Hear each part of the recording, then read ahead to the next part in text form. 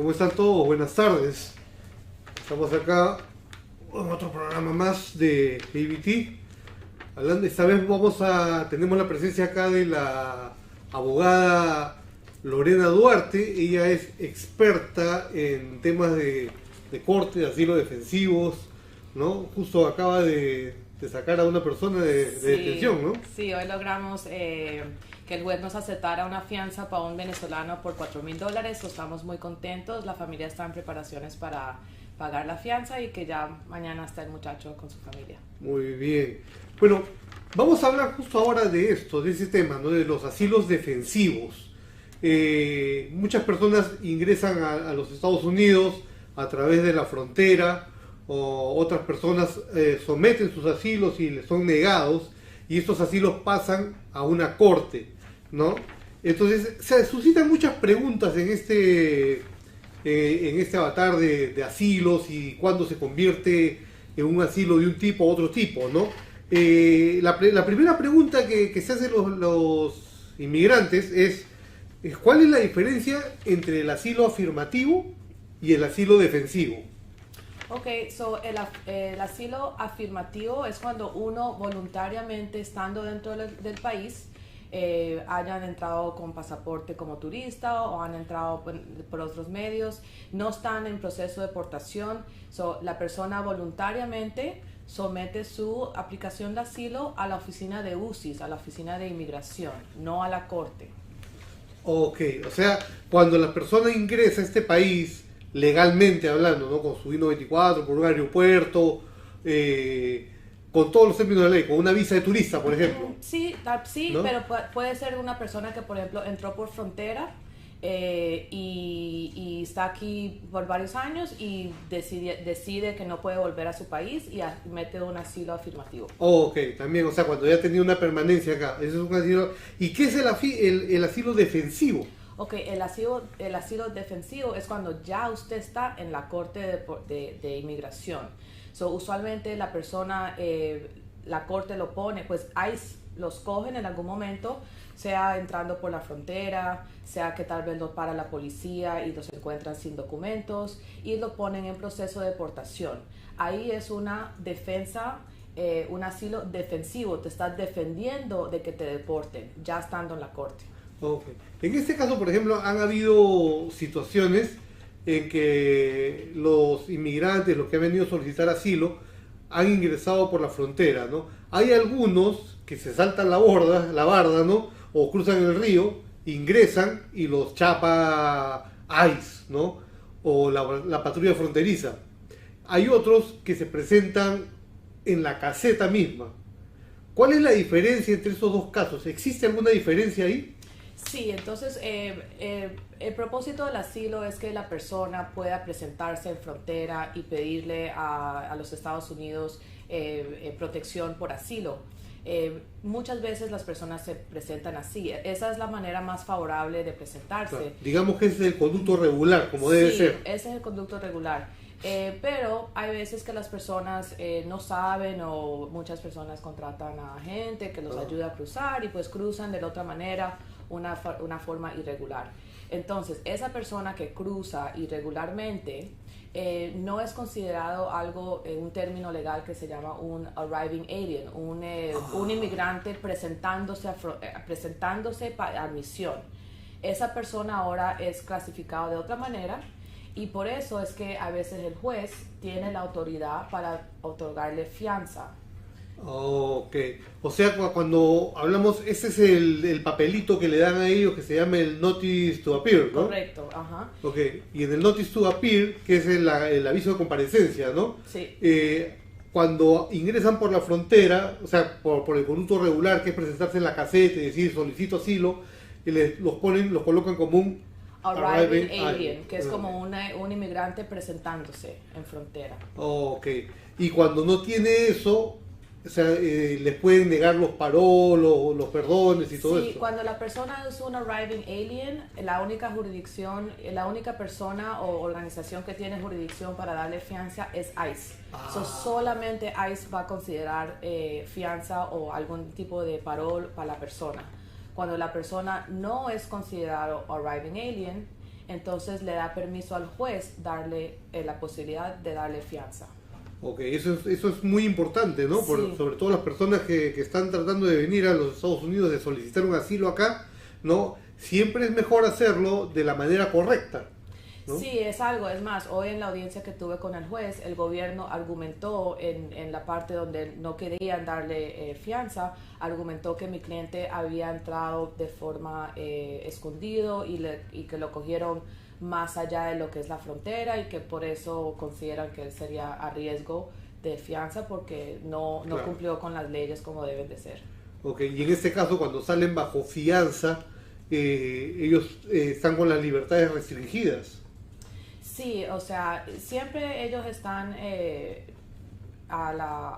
pues a la supervisión de ICE, ¿no? Y las condiciones que ICE le ponga van a seguir, pero sí el juez le sobrepasa la autoridad de ICE en poderle darle la libertad y de la persona presentar su caso afuera. Ok, entonces de acá viene la siguiente pregunta, ¿no? Esa persona que ingresa, ¿no? Ya sea con una fianza o con un grillete también en algunos casos, ¿puede solicitar permiso de trabajo? Sí, hay diferentes, los Estados Unidos permite a una persona tener un permiso de trabajo y hay diferentes categorías por cuál ellos pueden aplicar. Una de ellos es, por ejemplo, tener un caso de asilo pendiente. Okay. Otro es que le han otorgado un tipo de parol. También hay otro que si la persona está debajo de una orden de supervisión con ICE, también se le puede otorgar un permiso de trabajo. Ok. Y en este caso, este asilo defensivo, ¿se ingresa a inmigración o se ingresa a la corte? A la Corte de Inmigración. De frente a la Corte de Inmigración. Correcto, sí. Ok, de frente. Ese documento, la noticia de aparecer, es el documento más importante que usted puede tener para sus documentos de inmigración. Ese documento son los cargos que le está haciendo inmigración, declarando que usted no entró con permiso, qué fecha usted entró, de qué manera entró, de qué nacionalidad es usted, y la fecha de corte. Eso es un documento supremamente importante, es lo primero que el abogado quiere ver cuando está analizando su caso. Claro. Muchas de estas personas que ingresan y que tienen este tipo de caso preguntan si una vez introducido el caso a la corte pueden luego solicitar una licencia de conducir para poder movilizarse, por ejemplo acá en Florida, que no hay transporte público. Sí, pues... Porque es muy limitado. Sí, cada estado tiene diferentes reglas de cómo otorgan un permiso de licencia a manejar o una identificación. Pero usualmente cuando se somete la aplicación de asilo defensiva a la corte, a la misma vez se tiene que someter hay que mandar para hacer las huellas a la misma vez. Usted va a recibir un recibo, es la I-797, donde dice que hemos recibido su aplicación de asilo y estamos en proceso. Si usted tiene su pasaporte de su país vigente, usted puede ir con ese recibo al Departamento de Vehículos y solicitar un permiso de trabajo, un permiso de manejar. Pero cada oficina a veces es un poco diferente. Hemos tenido casos donde no aceptan ese documento, tal vez la persona no está entrenada. Han tenido muchos cambios en el último año en lo que aceptan, otras maneras de verificar con la fiscalía. Entonces pueda que no sea muy fácil, pero sí es posible. Ok. Una de las partes fundamentales o principales, ¿no? Cuando ingresan estos inmigrantes que solicitan asilo por la frontera, ya sea de manera legal o corriente o de manera ilegal, ¿no? Es que una vez estando en el centro de detención pasan una entrevista donde prueban si tienen temor o no de regresar a su país, ¿no? La famosa entrevista del miedo creíble, o Credible Fear, sí. ¿no? ¿Qué es en síntesis, qué es esta entrevista? ¿En qué se basa? Esa entrevista es para que inmigración pueda analizar si usted tiene un caso de asilo o no. Es fundamental. En esa entrevista le van a preguntar por qué usted tiene miedo de regresar a su país, pero es una entrevista que dura 2 a 3 horas. Es recomendado si usted tiene un representante legal que esté con usted en esa llamada. No es no es una entrevista adversarial, no sé cómo se dice en español. ¿Cuál es el término? Adversarial.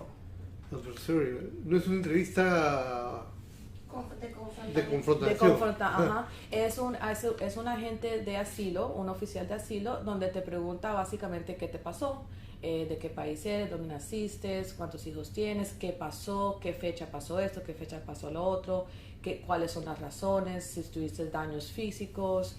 Básicamente miran a ver si de verdad tienes una razón por la cual estás pidiendo asilo.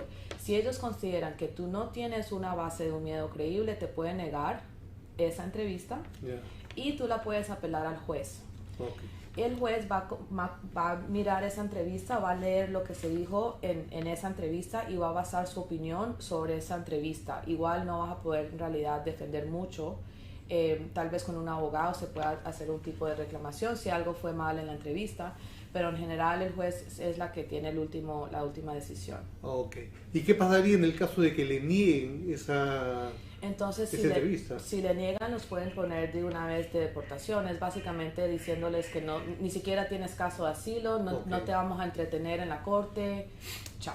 Ya. Supongamos que le niegan y tiene suerte y se queda en el país. ¿Es posible someter un asilo defensivo con un miedo creíble negado? Sí, yo creo que o sea, si tienen una buena base o algo para poderlo argumentar, sí, yo diría que sí. ¿Se puede defender? Yo en mi opinión, la ley es gris, entonces un buen abogado va siempre a tratar de tener la manera de hacer algo para ayudarte si es posible. Claro, lo que pasa es que, por ejemplo, muchas veces en el miedo creíble, los muchachos, las personas que ingresan, se ponen nerviosos, se le borra, porque están nerviosos porque no saben qué hacer. ¿La entrevista es en inglés? Es en inglés, pero te dan un intérprete.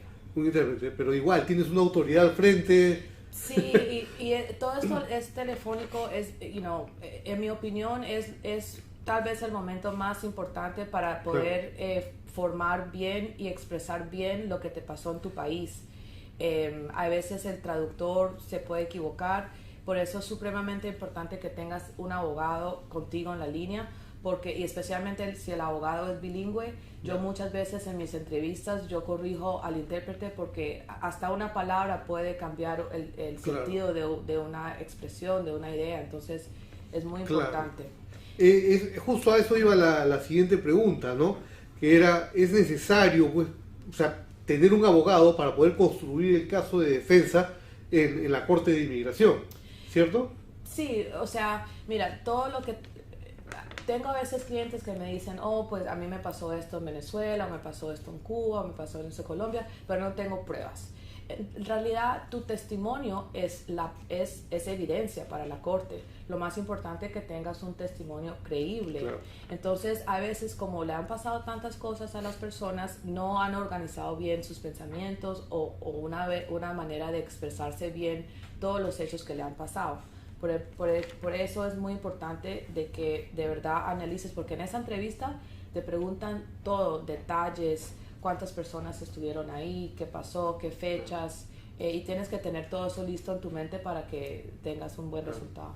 La historia, doctora, la historia que se introduce en el asilo, en el paquete de asilo, ¿tiene que estar fundamentada en el miedo creíble, en la entrevista del miedo creíble? Claro, porque inmigración va a usar lo que tú dijiste en esa primera entrevista del miedo creíble, y si después lo que introduces hay contradicción o no fluye o algo, es base para que ellos puedan pensar que estás mintiendo o que no eres creíble.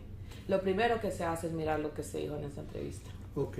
Y así en síntesis, ¿cómo es el proceso de asilo defensivo? O sea, uno sale del centro de detención, por ejemplo, o le niegan el asilo, ¿qué es lo que sigue?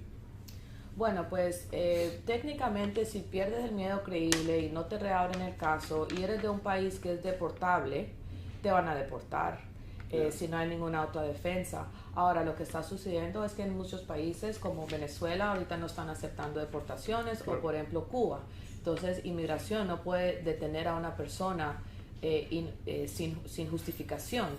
Entonces, la persona sale con algún tipo de control, un grillete, puede aplicar por un permiso de trabajo, puede sacar una licencia a manejar, pero eventualmente va a tener que tratar de reabrir su caso, ahí sea que algo cambió en su país, ahí sea que tal vez tiene otra oportunidad de ajustarse, por ejemplo, se enamoró y se casó de un ciudadano americano, o fue víctima de un crimen. En ese caso, por ejemplo, sale, está un tiempo acá con el asilo pending, ¿no? Y se enamora de un ciudadano o una ciudadana americana, ¿no? Se casa, hace todo su proceso, hace sus peticiones, ¿y cómo hace al momento de ajustar? Ok, entonces por eso es importante, si la persona es clasificada como un arriving alien, la jurisdicción siempre la va a tener UCIS. Si esa persona ya ahora, digamos, tiene su asilo, fue a la corte, ahora está con el juez uno le informa al juez, mira, me casé, tengo pendiente mi petición familiar, y el juez usualmente lo que hace es que te da tiempo para que puedas llegar a un ajuste y te cierran el caso. Ok, o sea, mientras está abierto uno puede seguir su proceso de petición familiar, su ajuste de estatus, y en ese momento tiene que solicitar el cierre en la corte. Sí, yo le haría una moción, le diría al juez, tenemos un caso de asilo pendiente, pero mientras tanto mi cliente se casó, ya le aprobaron la I-130, ya está lista para hacer el ajuste, estamos esperando la entrevista. Entonces el juez va a decir, ok, entonces depende si tiene, a veces el juez tiene jurisdicción para hacer el ajuste.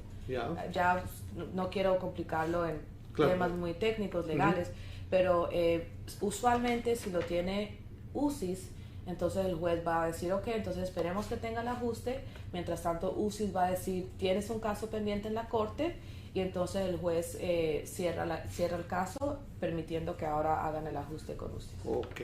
Ahora, ¿qué pasa en el caso de esas personas que vienen con todo el núcleo familiar? ¿No? Es el papá y viene o la mamá y viene con 3 hijos, por ejemplo. Los mandan a corte.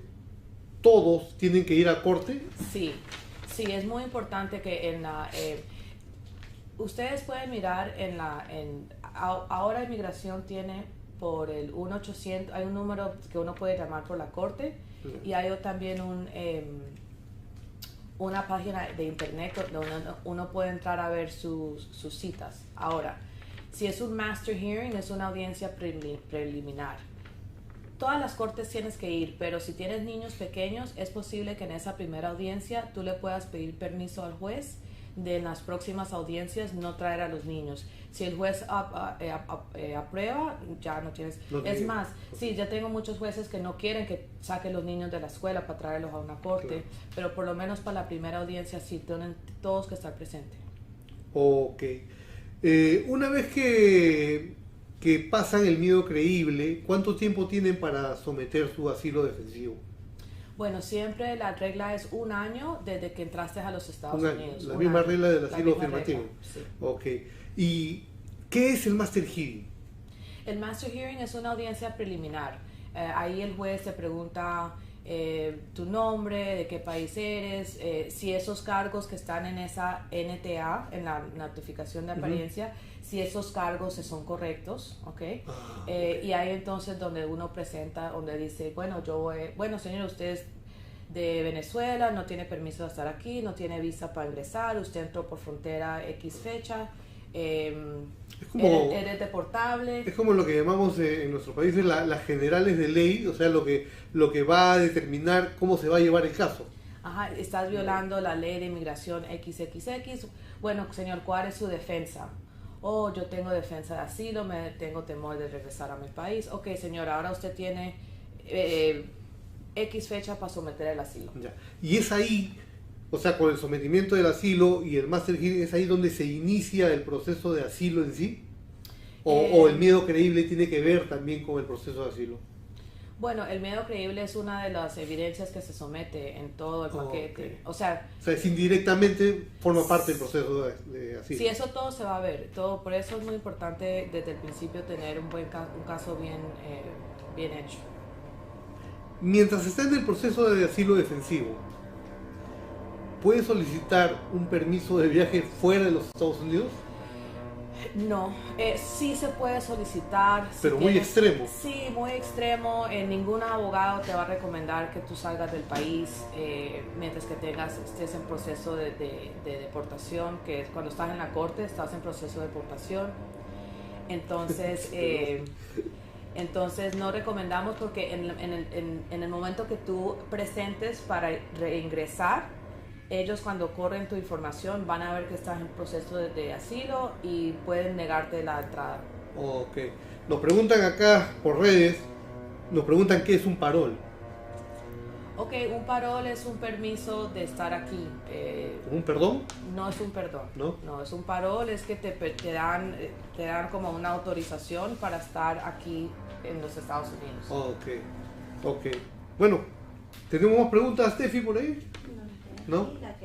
Ya estamos, entonces ya son todas las preguntas que tenemos. Doctora Duarte nos ha ilustrado mucho en este tema de asilo defensivo. Ella es la doctora Lorena Duarte, experta en este tipo de temas, ¿no? Ya con amplia experiencia, ha sacado a mucha gente de centro de detención y está llevando procesos también ¿no? en good standing, como dice acá en los Estados Unidos.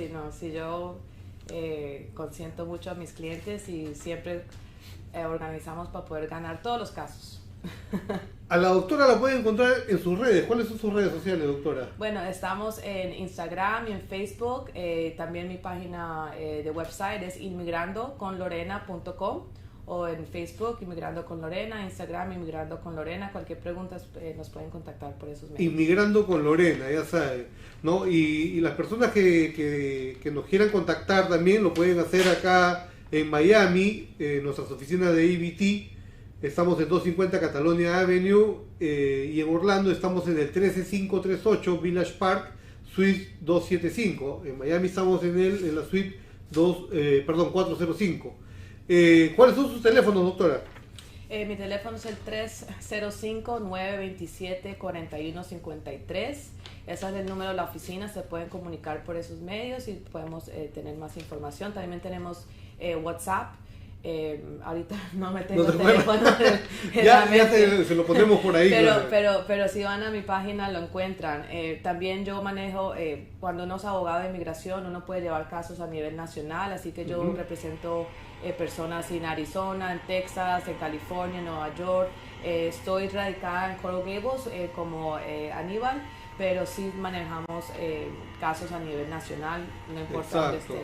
La ley de inmigración es ley federal, así que en los 50 estados se puede llevar a cabo esa defensa, ¿no? Sobre todo las personas que están ingresando ahora por los Estados Unidos. Hay un flujo de inmigrantes, pero grande, por la frontera, ¿no? Y hemos hecho este programa porque muchas de esas personas tienen una idea errada de cómo solicitar este beneficio que le da la ley, ¿no? Muchas de esas personas creen que saltándose la barda, ¿no?, van a lograr entrar más rápido al país. Sí, el problema creo que ahorita cuando empezó COVID empezó algo que se llama Título 42, donde básicamente es una ley que sobrepone la ley internacional de asilo y permite que el gobierno rechace a cualquier persona que se presente pidiendo asilo, diciendo básicamente que hay COVID, hay una emergencia nacional y no te tenemos que considerar para el asilo. Entonces es importante saber eso y poder expresarse bien si usted de verdad tiene temor de regresar a su país, tener todo bien para poder defender, de decir que no puede ser defendido. También muchas personas que se están presentando han tenido residencias o algún tipo de estatus legal en otros países. Por ejemplo, tengo muchos clientes venezolanos que han vivido en Chile por un tiempo o han vivido en Ecuador o en Colombia, entonces, o hasta han tenido residencia en México. Entonces, con el título 42, más con eso, los Estados Unidos lo están devolviendo rápidamente. ¿Sí? Sí. O sea, hay que tener mucho cuidado, ¿no? Y de repente asesorarse desde antes de venir, porque a veces la gente gasta un montón de plata pensando en que va a hacer las cosas más fáciles No, y se complica, ¿no? Y sí, y hay muchas maneras de venir a los Estados Unidos. Hay diferentes visas de talento, hay diferentes oportunidades de inversión, no tiene que ser inversiones grandes, hay el certificado laboral. Entonces hay muchas maneras. Lo más importante es consultar antes que hagan algún tipo de decisión muy drástico. Es muy peligroso venir por frontera. Como abogada legalmente no puedo recomendar eso. Exacto. Pero sí siempre busquen todos los medios para estarse bien informados, y si hay otra posibilidad de venir a los Estados Unidos, encontrar esa antes de tener que venir por frontera, que es muy muy peligroso. Correcto, ¿no? Bueno, eso ha sido todo por hoy. ¿Algo más que decirle a nuestra audiencia? No, bueno, gracias por ¿cómo se dice? Sintonizar con nosotros hoy. Y bueno, ojalá que les sirva la información que le dimos. Bueno, muchas gracias. Eso ha sido todo por hoy. Les agradecemos su audiencia y estamos el miércoles con nosotros, y el próximo lunes es feriado. Es feriado. Ya, entonces ya nos vemos hasta el otro lunes con la doctora. Ok. ¿Okay? Bueno, chao. Bye.